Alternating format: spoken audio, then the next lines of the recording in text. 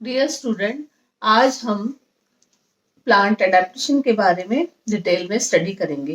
Plant adaptation में हम देखते हैं कि बहुत सारे पर्यावरणीय कारक जो होते हैं वो प्लांट की समस्त जैविक क्रियाओं को निरंतर प्रभावित करते रहते हैं। इस प्रकार से पादपों का जो जीवन होता है वो इन पर्यावरणीय कारकों से इतना घनिष्ठ संबंधित हो जाता है कि प्रत्येक पादप अपनी विशेष पर्यावरण परिस्थितियों में उपयुक्त दिखाई देता है। ये पर्यावरण परिस्थितियां जो होती हैं इन्हीं के फलस्वरूप पौधे जो होते हैं वो अपनी अनुक्रिया करते हैं। तो इस प्रकार पौधे की अपनी पर्यावरण के प्रति अनुक्रिया या समायोजन जो होता है, एक एडजस्टमेंट हो जाता है। उस एनवायरनमेंट के अकॉर्डिंग प्लांट अपने आप को एडजस्ट कर लेते हैं, तो विभिन्न फॉर्म्स बनती हैं, उनकी डिफरेंट प्लांट्स की फॉर्म्स बनती हैं, जिनमें उनमें कई एक्सटर्नल और internal physiological and morphological changes होते रहते हैं। इसकी सहायता से पादप पर्यावरण की विविध या विषम परिस्थितियों में भी जीवित रहते हैं। तो यानी वहां प्लांट की कैसी भी चाहे एडवर्स कंडीशन होगी, क्लाइमेट कैसा भी एडवर्स कंडीशन में होगा, प्लांट अपने आप को अडेप्ट कर लेता है। इसमें यानी उसमें कुछ मॉर्फोलॉजिकल, फिजियोलॉजिकल, कुछ ऐसे एक्सटर्नल इंटरनल चेंजेस आते हैं जिसके अकॉर्डिंग वो अपने एडवर्स कंडीशन को भी, उस एडवर्स क्लाइमेटिक कंडीशन को भी के अकॉर्डिंग अपने आप को अडेप्ट कर लेता है। इस प्रकार से इन परिवर्तनों के कारण जो जिसमें उनमें चेंज आते हैं, उन चेंज के कारण प्लांट पर्यावरण की विविधताओं को सहन करने में और उसको अधिक उसी चेंज एनवायरनमेंट में अपने आप को उससे अधिक लाभ प्राप्त करने की क्षमता वो अर्जित कर लेते हैं। इसे हम प्लांट एडेप्टेशन कहते हैं। इस प्रकार से प्लांट का एडेप्टेशन की डेफिनेशन है पादपों में वातावरण तथा परिवेश के अनुसार, यानी जैसा उसको एनवायरनमेंट मिले और जैसा उसके चारों तरफ का सराउंडिंग हो गया, उसके अकॉर्डिंग वो निरूपित अनुकूलित लक्षण में जो भी मॉर्फोलॉजिकल, फिजियोलॉजिकल चेंजेस आए, जो भी उसने वहां पर अपने आप में अडेप्ट किए, उन अनुकूलित लक्षणों को ही पादप अनुकूलन कहते हैं। इस प्रकार से पादप अनुकूलन ये सभी लिविंग्स जो होते हैं उनका एक इम्पॉर्टेंट फीचर होता है। इसके द्वारा वो पादप जो होते हैं वो पर्यावरण के साथ अपने आप को संतुलन बनाए रखते हैं। इस प्रकार से विभिन्न प्रकार के पादपों में वातावरण परिवेश के अनुसार निरूपित अनुकूल लक्षणों को हम पादप अनुकूलन कहते हैं। इस प्रकार से पादप अनुकूलन के अनुसार हम देख सकते हैं कि इनको ही हम और विभिन्न परिस्थितियों में जो ये वो अपनी जो रिएक्शंस देते हैं उसको ही हम प्लांट रेस्पॉन्सेस कहते हैं। और इस प्रकार से प्लांट रेस्पॉन्सेस जो होती हैं वो वातावरण के साथ साथ, एनवायरनमेंट के साथ साथ हेरिडिटी के आधार पर भी निर्भर करती हैं। जैसे एग्जांपल हम ले ओपिनशिया, जो नागफनी प्लांट है, वो शुष्क वातावरण में मिलता है, ड्राई कंडीशन में मिलता है। तो उसके ऊपर क्या प्रेजेंट हो गए, उसके पत्तियां जो होती हैं उसके शरीर पर कांटे द्वारा, पूरा शरीर कांटों के द्वारा कवर्ड रहता है, आच्छादित रहता है, और वो पत्तियों का ही रूपांतरण होता है।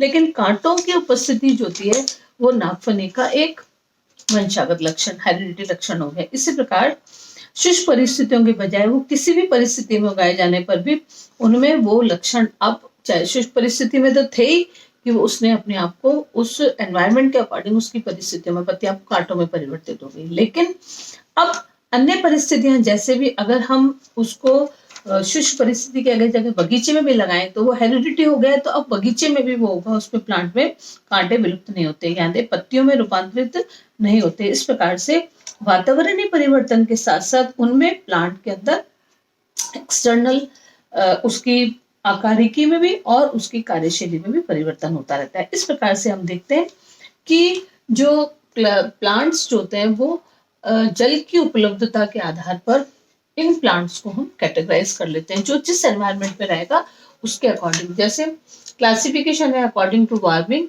जल की उपलब्धता और आवश्यकता के अनुसार प्लांट को 3 कैटेगरीज में बांटा है, hydrophyte, mesophytes and xerophyte. Hydrophyte plants जो होते हैं वो क्या होते हैं, यानी ऐसे प्लांट्स जो जल में रहते हैं, हाइड्रिक कंडीशन में रहते हैं, ऐसे प्लांट्स को हम हाइड्रोफाइट्स कहते हैं। और मीसोफाइट्स का मतलब होता है वातावरण की सामान्य ताप या ना ज्यादा पानी, तो सामान्य ताप है, नॉर्मल टेम्परेचर और नमी की उस वास्तव में पाए जाने वाले प्लांट मेसोफाइट्स कहलाएंगे। और इसी प्रकार से जीरोफिटिक प्लांट्स ऐसे प्लांट होंगे जहां पर जो हाई टेम्परेचर और जिसकी जल की कमी होगी, जहां पर स्कैसिटी ऑफ वाटर होता है और हाई टेम्परेचर होता है, ऐसी स्थिति में जो ग्रो होते हैं प्लांट उनको हम जीरोफिटिक प्लांट कहते हैं। इस प्रकार से ये एग्जाम्पल जो होंगे ये वार्मिंग में जो है प्लांट को उनकी जल की उपलब्धता के आधार, यानी वाटर की इंपॉर्टेंस होती है प्लांट में, और उसमें प्लांट जो होता है इन्हीं वाटर के कारण ही जैसा उसको पानी मिलता है, तो पानी जो है वो एक इम्पॉर्टेंट फैक्टर है और एक मेन सॉल्वेंट भी होता है।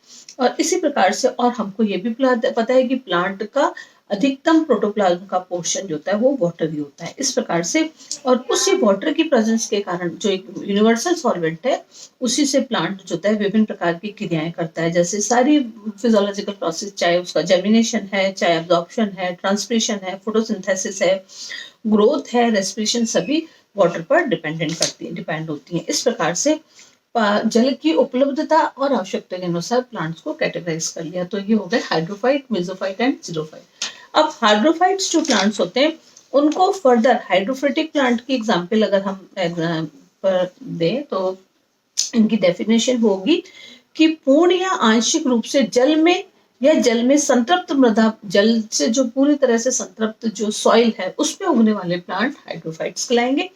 और हाइड्रोफाइट्स जो होते हैं उनमें उनको फिर आगे आगे सब फॉर्म्स जो होती हैं उनकी लाइफ फॉर्म्स को फिर आगे प्लांट्स में बांटा गया, सबमर्ज्ड, फ्लोटिंग एंड एम्फीबियस।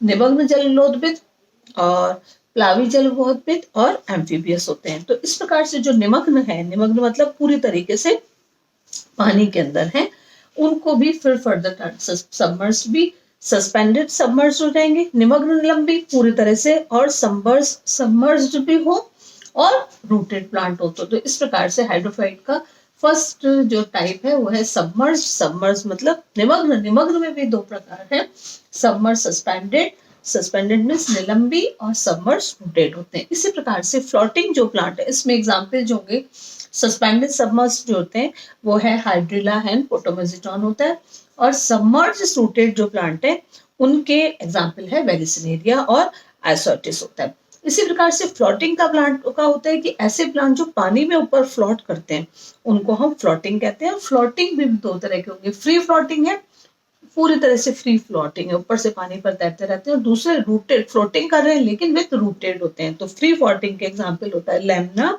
और साल्विनिया, जबकि रूटेड फ्लोटिंग जो होता है उसका एग्जाम्पल है निम्फिया और चिसिया। इसी प्रकार से थर्ड टाइप जो होता है इसका होता है एम्फीबियस। एम्फीबियस का मतलब होता है इस प्रकार के जो प्लांट होते हैं वो दोनों तरफ, दोनों कंडीशंस में रह सकते हैं, जल में भी और थल में, मतलब उनका कुछ पोर्शन जो होता है वो पानी के ऊपर है जल में, और कुछ भाग जो होता है वो वायु की तरफ होता है, वायु में होता है। इस प्रकार से ऐसे प्लांट को हम एम्फीबियस या इमर्जेंट हाइड्रोफाइट्स कहते हैं। तो ये तीन प्रकार के कैटेगरीज हो गई, ये हाइड्रोफाइट सबमर्ज्ड होते हैं, फ्लोटिंग होते हैं, एम्फीबियस होते हैं। इस प्रकार से इनमें, इन प्लांट्स के अंदर इनका जब मेन जो रिस्पॉन्सेस हम देखते हैं कि पादपों को प्रभावित करने वाले जलीय कारक जो होते हैं वो कौन से होते हैं। Factor of aquatic environments affecting the plants, जैसे टेम्परेचर कैसे इफेक्ट करता है, कम से कम जितने भी हाइड्रोफिटिक प्लांट्स होते हैं उनको पादपों को कम से कम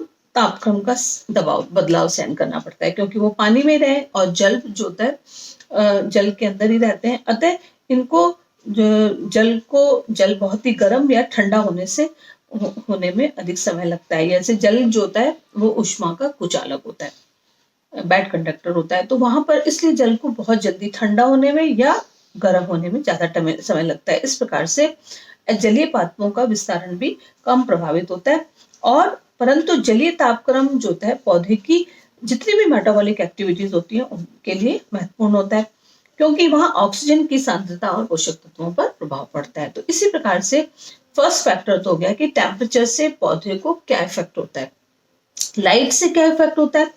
जलाशय के अंदर जैसे जैसे गहराई बढ़ती जाएगी तो लाइट इंटेंसिटी कम हो जाती है, तो जल में ये इसकी इंटेंसिटी का जल में पाए जाने वाले पौधों को इसी प्रकार जल में पौधे व पादप पादपों में ये निर्धारित होती है। ऑस्मोटिक कंसंट्रेशन है कि जल में जितने भी कार्बनिक अम्ल होते हैं, विटामिन है, अमीनो अम्ल होते हैं, ये विसरण द्वारा कोशिका के अंदर चले जाते हैं। अतः कुछ प्रदूषक जो होते हैं वो बाहरी जैसे धातुएं और अम्ल जो होते हैं वो पानी में घुलकर वो तो पौधे को कुप्रभाव डालते हैं। और इस प्रकार टॉक्सिसिटी ऑफ वाटर है कि कई प्रकार के डिटर्जेंट्स हैं या इंडस्ट्रियल वेस्ट जो होते हैं वो पौधे को टॉक्सिक इफेक्ट देते हैं, मतलब पौधे को नष्ट कर देते हैं। सैलिनिटी का क्या इफेक्ट पड़ता है? जैसे लवणता से पीएच में परिवर्तन आएगा तो पीएच के कारण उसके ऑस्मोटिक प्रेशर पर इनवर्स इफेक्ट पड़ेगा। Carbon dioxide gases and CO2 gas की कंसंट्रेशन से क्या फर्क पड़ता है प्लांट में कि CO2 ऑक्सीजन की कंसंट्रेशन कम होती है तो विसरण दर भी कम हो जाएगी। अतः ये दोनों गैसेज होती हैं पादप के उपापचय क्रियाओं को इफेक्ट करती हैं परोक्ष रूप से। अब हम पढ़ते हैं कि इकोलॉजिकल अडेप्टेशंस इन हाइड्रोफाइट्स में क्या क्या होते हैं। जलोद्भिद में कौन कौन से पारिस्थितिक अनुकूलन है? इन अनुकूलन में हम तीनों तरह के अनुकूलन पढ़ेंगे: morphological adaptations, anatomical adaptation and physiological adaptation. Morphological adaptation में हम देखते हैं कि जो जितने भी हाइड्रोफाइट्स होते हैं वो पानी के अंदर डूबे रहते हैं, तो इनमें ये आवास उनमें एक यूनिफॉर्म होता है, लेकिन जलीय आवास में कई विशेषताएं होती हैं कि इन पादपों को जैसे सहज उपलब्ध जल की उपलब्धता भी हो सकती है, या प्रकाश की कमी हो सकती है, या ऑक्सीजन की भी कमी हो सकती है, या निम्न तापक्रम हो सकता है। इस प्रकार से इस प्रकार के आवास में रहने के लिए प्लांट्स में भी कई प्रकार के ये मतलब हो सकता है कि हम ये सारे जो क्लाइमेटिक फैक्टर हैं कि उनको पानी तो बहुत अच्छे तरह से मिलता है लेकिन क्षीण प्रकाश हो सकता है या प्रकाश की कमी भी हो सकती है, तो उसके अकॉर्डिंग वो अपने आप को कैसे अडेप्ट करते हैं। तो इस प्रकार से उनमें इकोलॉजिकल अडेप्टेशन को हम 3 हेड्स में पढ़ेंगे: morphological adaptation, anatomical adaptation and physiological adaptation. Morphological में क्या चेंज होगा? मॉर्फोलॉजी में हम सबसे पहले पढ़ते हैं रूट के अंदर, पादप के अंदर जितने भी हमको पता है कि रूट जो एक इम्पॉर्टेंट पोर्शन होता है, पार्ट है प्लांट का, जो फिक्सेशन एंड एब्जॉर्प्शन का काम करता है। तो जल जो जितने भी हाइड्रोफिटिक प्लांट हैं वो तो उनमें वहां पर जल की तो उपलब्धता बहुत अधिक है क्योंकि पानी में रह रहे हैं। तो यहाँ पर इन आवासों में मूल के द्वारा अब ऐसी जगह हम इस जगह फिक्सेशन, अवशोषण और पादप में स्थिर रखने की, वो पानी में है तो उनको ना तो फिक्सेशन की भी जरूरत है ना अब्जॉर्प्शन की भी जरूरत होती है। इस प्रकार लगभग सभी जलोत्पाद पौधों में ये रूट का जो काम जो होता है वो रिड्यूस्ड होता है, मतलब रूट का काम जो है इस अंग का पूरा कंप्लीटली जो है डेवलपमेंट नहीं होता। इस प्रकार जल अवशोषण जो होता है उनकी सामान्य सप्लाई के द्वारा होता है। तो एग्जाम्पल्स में है कि जैसे हम एग्जाम्पल देखें, सिरोटोफाइलम ब्यूटिकोलोरिया है, वॉल्फिया है, उनमें रूट्स होती ही नहीं है, अभाव होता है, और या रूट सिस्टम है तो वो अनब्रांच्ड होगा और कम डेवलप होगा।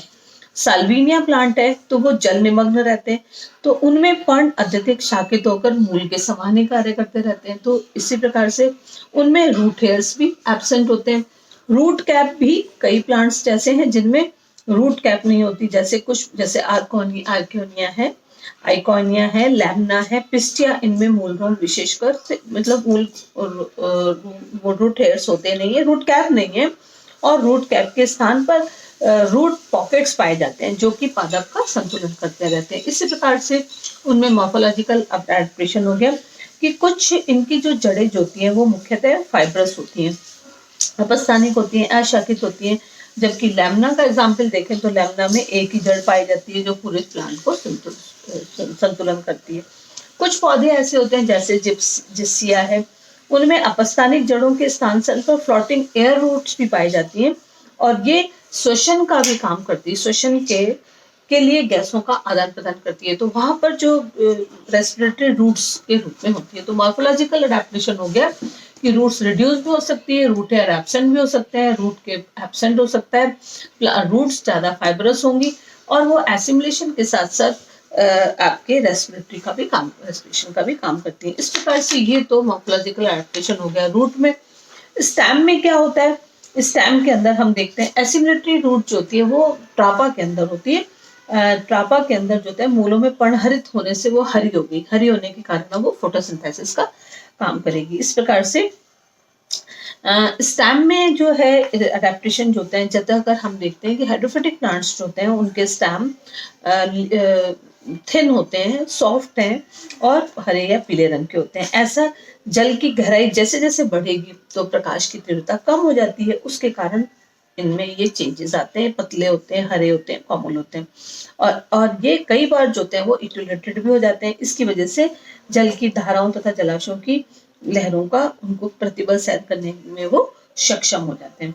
और कुछ जैसे ऐसे होते हैं, ये फ्लेक्सिबल स्टेम होता है। राइजोम कुछ प्लांट्स में ऐसा होता है, जैसे कुछ जो निमग्न पौधे हैं जैसे हाइड्रिला है, पोटोमेजेटॉन है, उसमें तो बहुत ही दुर्बल गोल स्पंजी फ्लेक्सिबल स्टेम होंगे। और इस प्रकार से जो फ्लोटिंग हॉरिजॉन्टली फ्लोटिंग होते हैं जैसे अजोला, लेमना, उनके अंदर भी अल्प विकसित स्टेम होता है। और कुछ में रूटेड विथ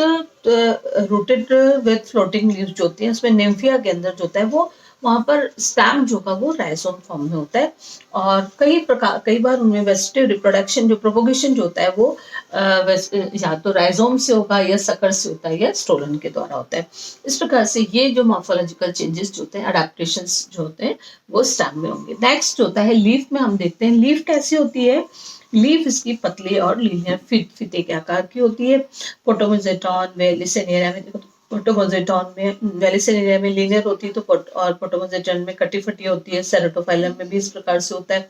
कई बार लीफ जो होती है वो पैलेट फॉर्म में भी होती है और इसके ऊपर वैक्सी कवरिंग प्रेजेंट होती है। और जो प्लांट के अंदर फिजिकल और केमिकल जो भी अगर इंजरी हो, आघात होते हैं, उनसे रक्षा करती है। और इस प्रकार से कुछ आइकॉर्निया, सिंगोनिया, उसके अंदर पूरा का पूरा पिट्योल जो होता है वो ही स्वेलन होता है, स्पंजी होता है और जो वो प्लांट को बायोन्सी प्रोवाइड करता है। और इसकी रूट पत्तियां जो होती है वो गुच्छों के रूप में पाई जाती है। इसी प्रकार से कुछ जलोदविद ऐसे होते हैं जिसमें डायमॉर्फिज्म, लीफ में भी डायमॉर्फिज्म मिलता है, जैसे लिम्नोफिला, हिट्रोफिला में। और इन पादपों में जल के भीतर रहने वाली पत्तियां तो विभाजित होंगी, शाखित होंगी, और जल के बाहर रहने वाली पत्तियां गोल और चपटी होती हैं। इस प्रकार इसको दो प्रकार का लीफ होने के कारण इसको हम हेट्रोफिली भी कहते हैं। और इसी प्रकार से यहाँ पर ये इनमें जो पॉलिनेशन और फ्रूट की बात करें, सीड की बात करें, तो इनके बीज जो होते हैं फल हल्के होते हैं और इससे जल सतह पर सुगमता से ये प्लावित हो सकते हैं। इस प्रकार से इनमें परागण, बीजों का अंकुरण जो होता है वो हवा, वायु या कीटों के द्वारा होता है। एनाटॉमिकल अडेप्टेशंस में हम देखते हैं कि फर्स्ट जो होता है इसमें रिड्यूस इन प्रोटेक्टिव टिश्यू। तो इनके अंदर जो प्रोटेक्टिव टिश्यू जो होता है, उपत्वचा जो होती है वो क्रिटिकल एब्सेंट होती है। और कुछ जो फ्लोटिंग प्लांट्स होते हैं उनमें पतली होगी तो वो पतली क्यूटिकल बहुत ही थिन लेयर्स के रूप में होती है। एपिडर्मिस की बात करते हैं तो एपिडर्मिस भी थिन है और पैरेन्काइमेटस सेल्स की बनी रहती है। ये रक्षात्मक, प्रोटेक्टिव ना होकर खनिज लवणों और विलय गैसों के अवशोषण का कार्य करती है। और इसी तरीके से हाइपोडर्मिस जो होती है, इनकी हाइपोडर्मिस जो थी वो भी एक रक्षात्मक कवर होती है।